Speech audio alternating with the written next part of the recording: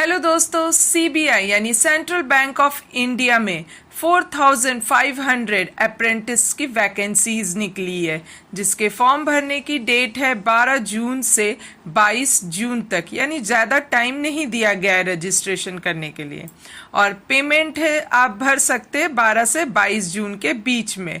और इस एग्ज़ाम की डेट है वो भी फर्स्ट वीक ऑफ जुलाई में, यानी बहुत जल्दी एग्ज़ाम लेने वाले हैं।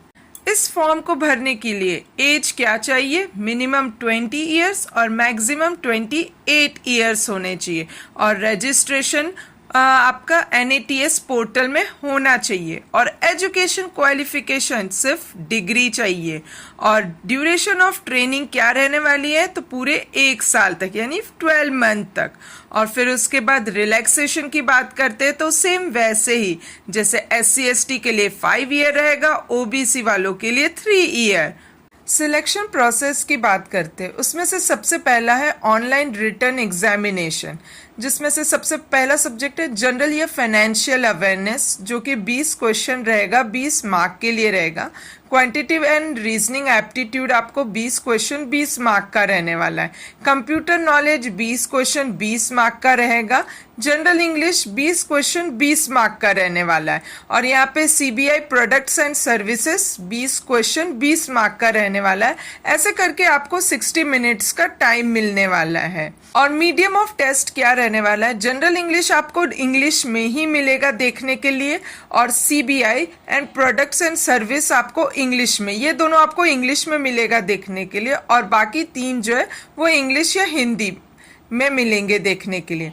फिर यहाँ पे जो निगेटिव मार्किंग आप देख सकते हैं कि नो निगेटिव मार्क लिखा गया है। ऑनलाइन एग्जामिनेशन के बाद आपका टेस्ट ऑफ लोकल लैंग्वेज होने वाला है। टेस्ट ऑफ लोकल लैंग्वेज में लिखा गया है कि अगर जैसे आप 10th या 12th में प्रोड्यूस कर लेते हैं कि आपने सर्टिफिकेट प्रोड्यूस कर लिया कि ये लैंग्वेज आपने पढ़ा हुआ है, लोकल लैंग्वेज, तो आपको कोई मेरे ख्याल से टेस्ट देने की ज़रूरत नहीं पड़ेगी, लैंग्वेज टेस्ट देने की। थर्ड स्टेज आपको डॉक्यूमेंट वेरिफिकेशन करवाना होगा। फिर उसके बाद मेडिकल फिटनेस वेरिफिकेशन, ये आपका लास्ट स्टेज होने वाला है। और स्टाइपेंड में आपको 15,000 1 साल के लिए मिलेंगे, और कोई भी अलाउंस नहीं मिलने वाला है। और आपकी लीव जो है वो पब्लिक या बैंक हॉलीडे रहने वाले में मिल जाएगी। और वर्किंग आवर आपका कोई भी, आपको no overtime is permitted, कोई ओवर टाइम करने की आपको ज़रूरत नहीं पड़ेगी। और ना ही आपको कोई हॉस्टल, ट्रांसपोर्ट या रेसिडेंशियल जैसी फैसिलिटी मिलने वाली है।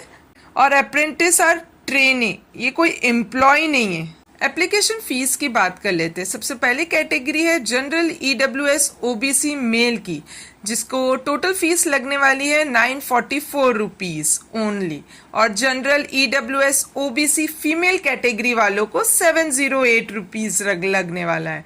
और यहीं पे SC ST मेल हो या फीमेल, उन लोगों को 236 रुपीज़ लगने वाले। और PW कैंडिडेट को 236 रुपीज़, ट्रांसजेंडर एनी तो 236 रुपीज़ लगने वाले हैं। 1500 वैकेंसीज को किस तरीके से डिस्ट्रीब्यूट किया गया है, कौन से स्टेट को कौन सी कितनी सीटें मिली है, आइए जानते हैं। सबसे ज़्यादा महाराष्ट्र को 586 मिला है। उसके बाद UP 580 मिला है। झारखंड यहाँ पे 87 वैकेंसीज लिखी है।